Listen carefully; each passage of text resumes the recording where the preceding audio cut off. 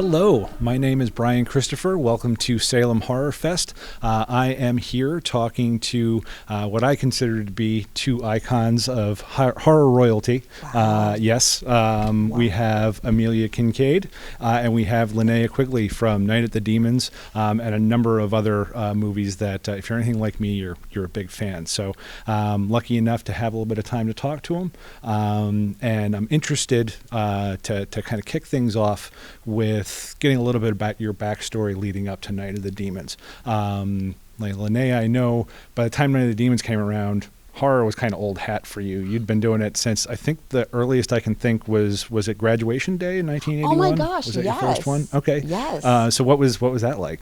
Doing graduation day? Yeah, It was really fun because I was just kind of starting out doing it, and I loved horror, so it was really a fun time to do graduation day. In fact, I'd gone to do the reading for it, trying to get the audition and get the part, and they didn't pick me, but they picked this other girl. And all of a sudden I got a call, and they said, well, they want you in the movie to replace this girl. And I said, really? And they go, yeah, she got on set, and she wouldn't show her breastises.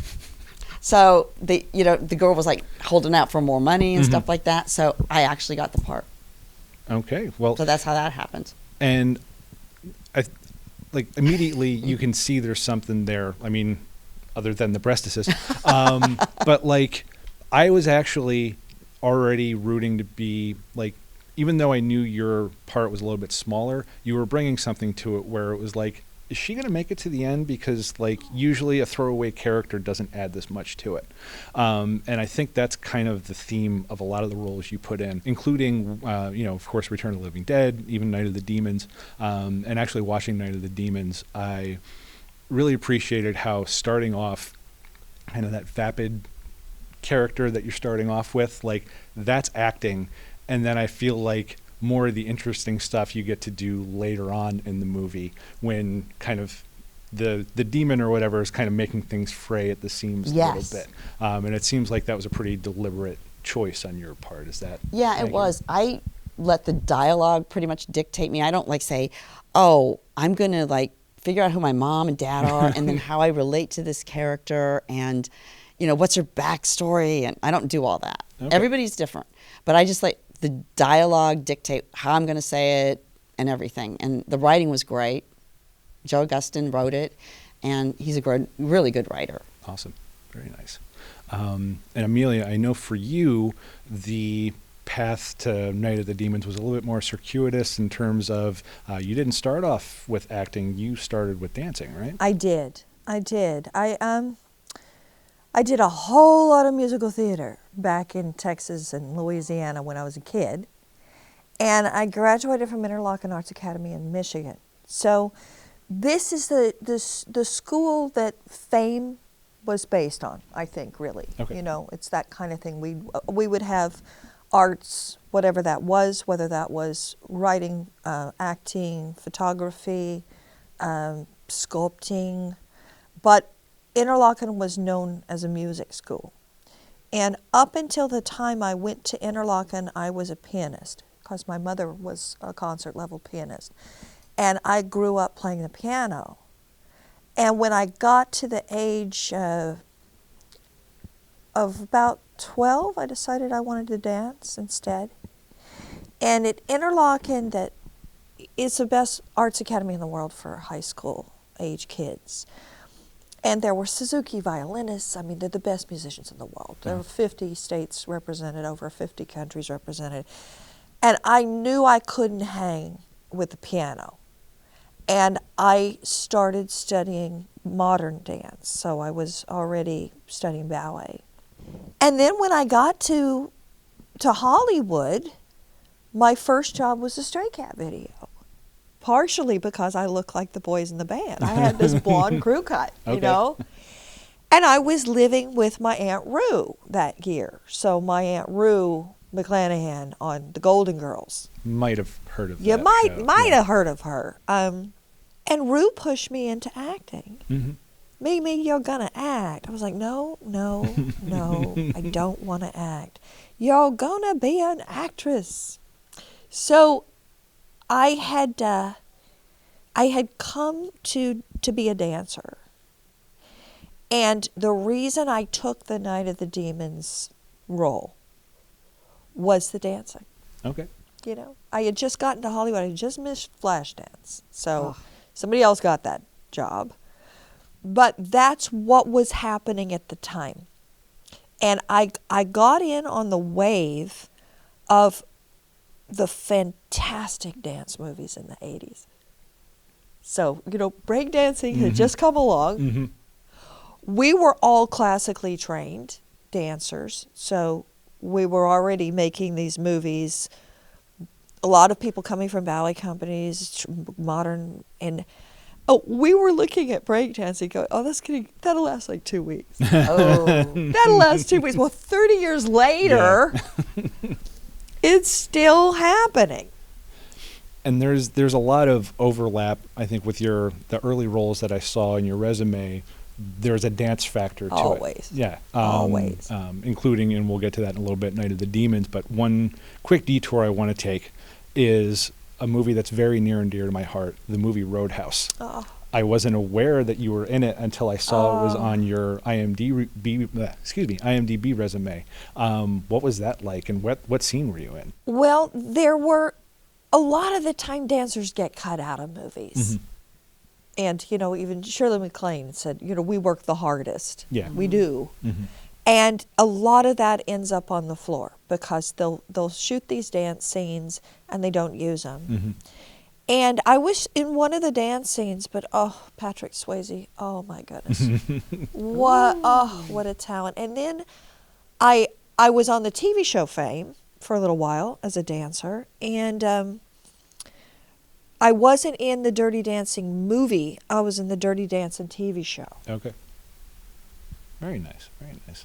And then obviously in terms of Night of the Demons, there's definitely a dance element in that. You know, you kind of have your big showstopper in the middle of the movie. And I understand you had a little bit of a role in kind of the choreography for that and being involved with getting that all set up. Yeah, they gave me carte blanche, and that was part of the deal. I said, You had to do the movie. You let me do whatever I want, I'll take the role. And I choreographed it in an apartment the night before. I mean, in a little tiny space. The night before? Yeah. I mean, as much as I could. A lot of it was in my head. Mm-hmm. Wow. And Kevin Tenney just followed me around with a handheld and let me go crazy. And did you know the space you were going to be working with in terms of the shooting location? Nope. Okay. So I had in my mind, I'm going to do, you know, this and a grand jeté and then a high and then go to the knees. And then, I mean, I was kind of working it out. You were like Jennifer Lopez almost, but you weren't on a pole. In that new movie she's in. I saw that. That's amazing. Yeah. Oh, maybe she's doing an impression of me. She is. I knew it. I saw it and I said, that is not right. That's from Night of the Demons. That's so funny. That just shows she did her research. There's nothing Yeah. wrong with that, right? No, I'm going to jump in with this because I think this is interesting. People always ask me why I quit acting, because right after that I was a lead on The Young and the Restless for just a few months. Mm-hmm. Until I got electrocuted in the tub, when that's how it goes on soap operas. And I'm going to need you to give a little bit more. I didn't on get that. to do it on camera. Okay. It was in retrospect. They Okay. killed me off the show. Okay. Oh, my. And I was playing a villain, which I always do, which was fun. The reason I quit acting is after I did Night of the Demons, I couldn't get hired. So they had such a stigma on horror at the time. And now you've got, every time you turn on the television, maybe like 70% I know. all the television Yes. shows have some element of horror, even if Yep. they're Marvel comics. Yeah. Everybody's a superhero. Everybody has some sort of powers. And now you've got things like The Walking Dead and more and more and more. Fear of the Walking Dead. And now, Or something like Creep that. Show.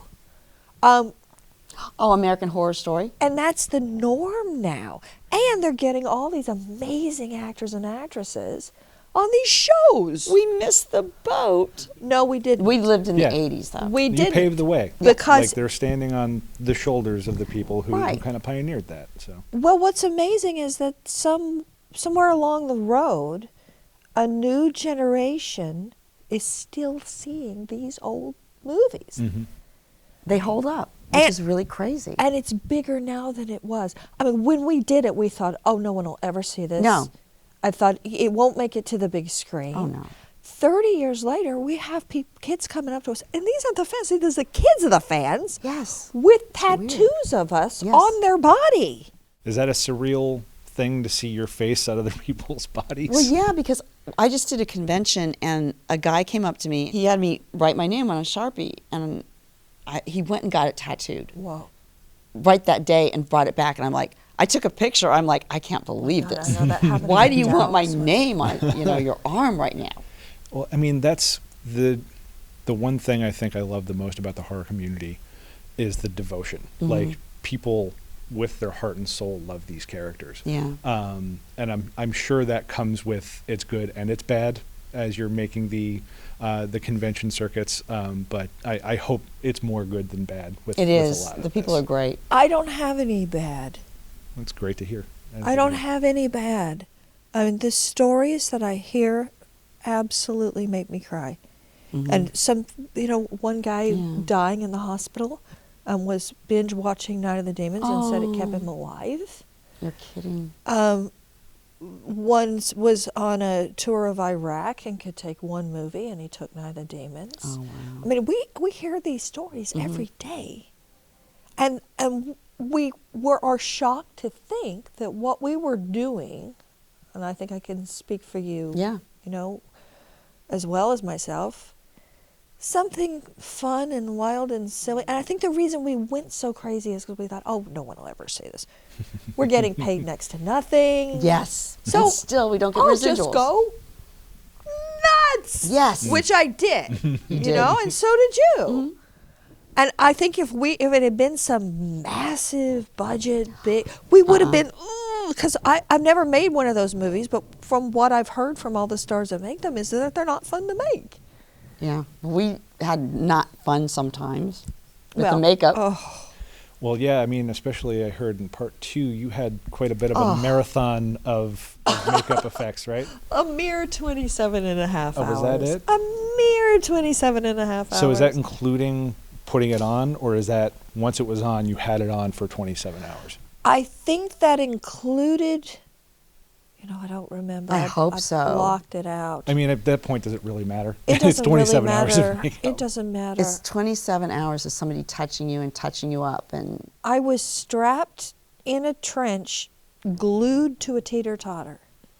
So when they raised me up, and I'm a 30-foot, not really a snake because I had arms, kind of an iguana. But I look like Kermit the Frog. And then Steve Johnson's off camera and he had wrapped the tail with dental floss. oh, jeez. And he's whipping my tail around with dental floss. And I think that's one of my favorite things I've ever done in my life. It's That's my awesome. favorite. I had 2 pairs of contacts in each eye. So was it 27 hours because it was like, okay, we've got her in the makeup, we need to get every single shot Yeah. that she would be doing for Thank this God. scene? Okay. Because it took so long. They didn't couldn't take it redo off and put it Yeah. back. And at Demons, they would take it off. Took an hour and a half to get it Yeah. off. The next day, we go back to glamour makeup. The next day, we're possessed. The next day, we're in glamour makeup. The next day, we're possessed. And it was so hard. You got your face had like marks on it. Oh, yeah, for years. Mm-hmm. For years, I had red marks. Mm-hmm. They tell you it's safe, but Yeah. It's probably better now, but probably. it was real easy to act possessed after somebody's tortured you in that makeup. I can get that. And Yeah. Linnea, I With mean, method acting. you were no stranger to the practical effects too. No, I wasn't. And now I'll be like, I don't like facial appliances, so I'll, like a lot of actresses, and I didn't know this then, will use someone else for, getting the makeup on and stuff like that. And I'm like, I was allowed to do that. Yeah. I was like, we could have done that, but it wouldn't be we look like ourselves. in They it, would though. know. They would know. Yeah. On the Demons 3 poster, they wanted me to put the makeup on for that one What? shot. And I said, no, you should have got the darn shot when I my had the God. makeup Yeah. on. And they hired a stunt double, and they put it on her. But you can tell. Yeah, you can. You can. So some other poor woman had And to go through it. even though we're complaining about it, I'm glad we did it. Yeah. Yeah. I'm so glad we did it, because I think the effects were phenomenal. Oh, yeah. And the fans like practical effects. Definitely. They don't like the CGI and stuff like Mhm. that. And I think it has its place, especially with if there's lower budget stuff now. If that's the way you can accomplish something, then that the practical can be pretty expensive to go through that rigmarole. But Mhm. yeah, you can see it. It's that lack of tangibility. Sometimes you just need a pair of roller skates. Yeah. They Ah, had I me love on it. roller Skate through life, skates, so they right? pushed me down the hall. And it was also kind of the fun of it. It was like, backyard barbecue. Everything that we were doing was just like kids in the backyard. Let's make a movie. You're just warming your hands? Hands over the fire. Oh, They were yeah. really on fire. And speaking of really on fire, do you remember when they torched half my body? That's 9 hours Oh, with the that red was slime. horrible. But my stunt double was standing on the top of Whole House. Uh-huh. They really set her on fire. I didn't know that. She did 2 somersaults, flips in the air, and lands in a trampoline in the middle of the night. You think we had it bad? Oh, my God. She was really on fire. I hope they paid her well. I do too. I hope they paid Probably her more not. than they She's like, made I'm going to me. be in a movie, and, this is my first gig, You're getting paid in screen time. Enjoy. They killed, she died. No, I'm kidding.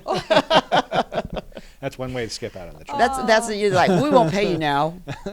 So it's, Night of the Demons, you talked about something where you didn't realize the impact it was going to possibly have on people. It was just a fun movie, and that's kind of what it's meant to be. It's a movie about a party, and it's one of those movies that you watch at a party, you watch with a group of friends. But I think either Amelia or Linnea, you were telling me you got a question last night, or a comment that someone said that this was the first feminist horror movie that they can remember seeing.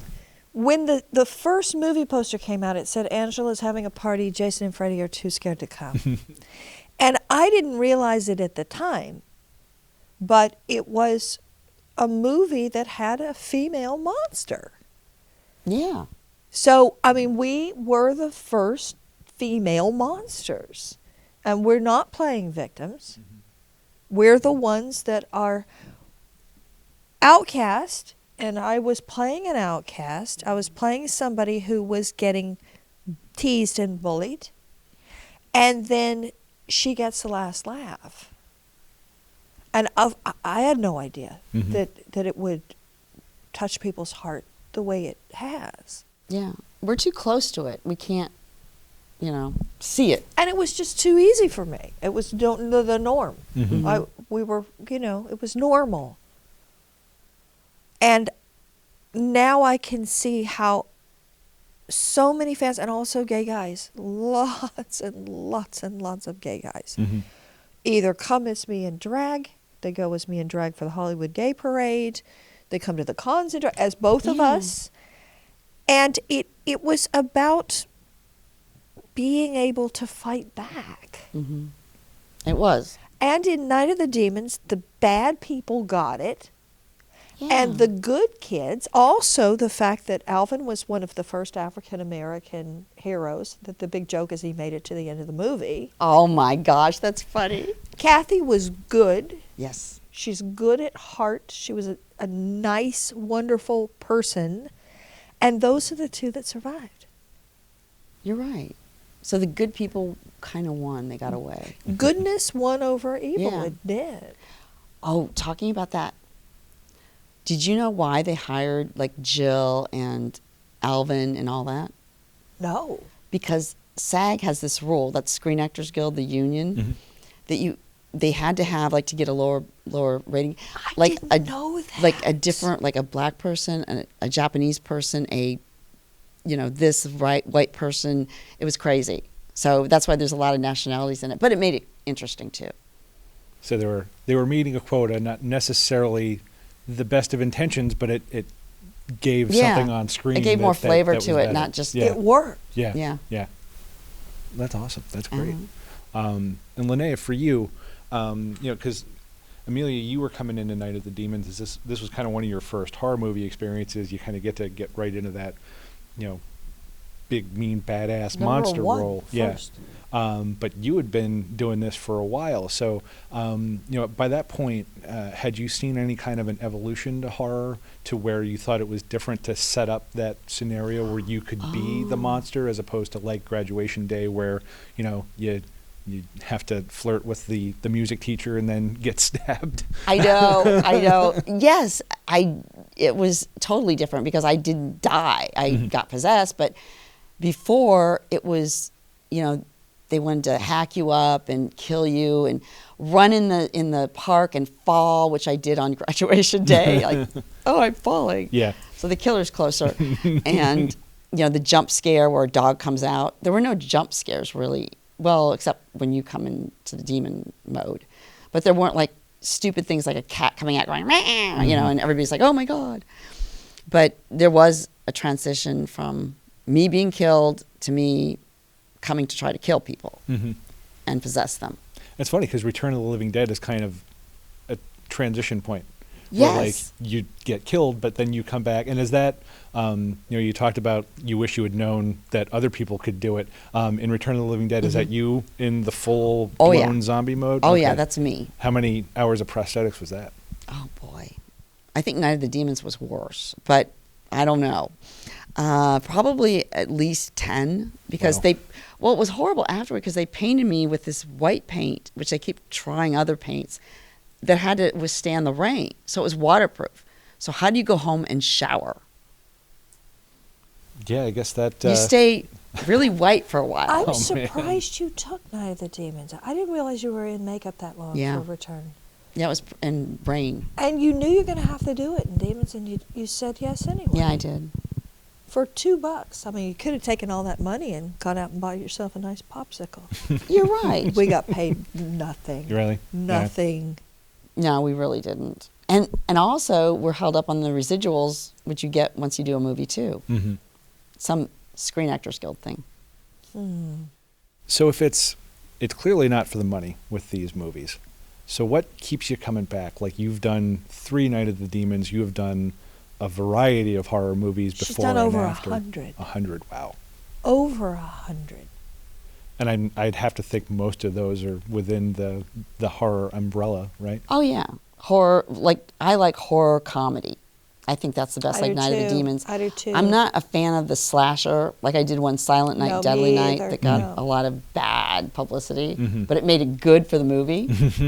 So I don't like it when like somebody comes and like kills everyone and does that. I like the comedy like Night of the Demons. Everybody who comes up to you at the cons wants a funny line. Yes. They want a funny line written on whatever you're Mhm. signing. And same thing for me. Because they remember that. So I think it's the ability to be creative. That's the fun thing about the low budge, is that because there's no money, the director has to be creative, the special effects guys has to be creative, we have to be creative, Yes. and it's fun. I mean, it it's a is. place to put your wildness so that you can just let loose and go crazy. Yeah. Yeah. You're probably not going to get on a Marvel set where they're like, screw it, just put rollerblades on and we'll roll her down the hall and figure it out. And sometimes those kinds of things work best. Yeah. If that was CGI, it wouldn't No. have the same That kind of scared scare. people too. When you're coming down the hallway. I was actually wondering, because I watched it earlier this Yeah. week, because I do... it was an excuse to watch it again because I love it so much. And I just wanted to do a little background research, just kind of freshen up a little bit. And that where you're floating down the hallway, it was kind of like, I wonder, it looks so good, but I wonder if it's as simple as like she's just standing on a platform or some roller skates. And it turns out that's exactly It what it is. was. Wow. And honestly, I also have to say the score was amazing. it Kevin was. Tenney's brother did the score. So part of it is the music that creates suspense. Part of it is the editing, because it was extremely well edited. If you didn't have these smash cuts with the demon makeup, the monsters, it wouldn't have worked. It was such a collaboration, and it was all people doing it for fun. Yeah. Because it was fun. Yeah, and that comes through. And there are times where that's almost kind of like the death knell for a movie, where the best they can say about it is like, oh, I bet you had fun on that set. But in this case, it was fun, and it produced a really, really good movie that obviously has withstood the test of time for the last 30-plus years. Yeah, thank you. Hey, thank you. So I guess my question is, what's next? I know you've been hitting a lot of the convention circuits, but is there anything coming up that you want to make sure people are aware of? I'm going to let you go first. Okay. I've got one that I'm going to do in the spring called Killer Babes and the Frightening Film Fiasco, where I get to play a witch, and I love that. Oh, awesome. And then I did 3 this year: The Barn 2, The Good Things Devils Do, and there's another one I don't remember the name right now. But so I'm still working and everything, and I'm doing one in November, which is right around the corner, and that's a story. It's a true story about this guy that would catch prostitutes and feed them to the pigs. Lovely. That's horrible. Horrifying. Whoa. Yeah. That leads in a little bit to one of my books. So after I stopped acting and started writing, Okay. I've got 6 books out. So the first one was published in 2001. It's called Straight from the Horse's Mouth. I work with animals all over the world. And horror movie lovers would like my crime novel. It's called Aurora's Secret. Okay. Ooh. I'm not going to give anything away. For the kids, there's a children's novel. It's about a 10-year-old heroine, and it also is about communicating with animals. And my next jump is going to be to South Africa. I have a charity where I go into the schools, and it's an anti-poaching campaign in rural communities. Wow. So this is how I use my dance and my acting and my art background. Okay. And we'll dance as elephants, draw elephants, make up theater about poaching and protecting the animals. South Africa with lions. I've done it in Rwanda with gorilla. In Zimbabwe for the pangolin, which is a little anteater that is almost completely extinct. Wow. And that is one of my great passions. I'm leading safaris. So I lead a safari every year through the only safari park in the world where the elephants walk through the lobby every November. Okay. And we have Thanksgiving with the elephants as the elephants are walking, pushing their babies up the stairs. That's amazing. And they're wild elephants, too. Oh, They're not completely like, wild. Completely. Let's have these elephants. And my last book is called Whispers from the Wild, and the chapter about the elephants is where one walked into a safari park where she wasn't supposed to be. I was in a different lodge. She walks in, wraps her trunk around me, and kisses my face. Oh, that's so sweet. So that's I'm writing some other things. I think got things up my sleeve. All right. She's channeling I have Angela here. I have some things up my You're naughty. sleeve. I know. I know. So stay tuned. Yeah. Okay. Awesome.